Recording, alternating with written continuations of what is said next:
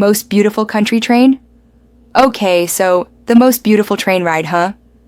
For me, hands down, it's gotta be the Bergen Railway in Norway. That 371-kilometer stretch, seriously stunning. And 7 hours just flies by. I mean, I took it back in like July 18th maybe. Paid around 800 NOK, I think, Bergen to Oslo.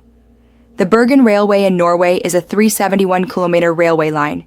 It's considered one of the world's most beautiful train journeys. The total travel time is approximately 7 hours. It's not just about pretty views, you know? It's something more. It's how the train just chugs along, cutting through landscapes. I swear, I almost cried at Finns. Like, huge fjords, snow-capped mountains even in summer. Honestly, pictures don't even begin to do it justice. My phone pics all looked kinda meh. It felt like being in a fairy tale. Forget theme parks, this is real magic.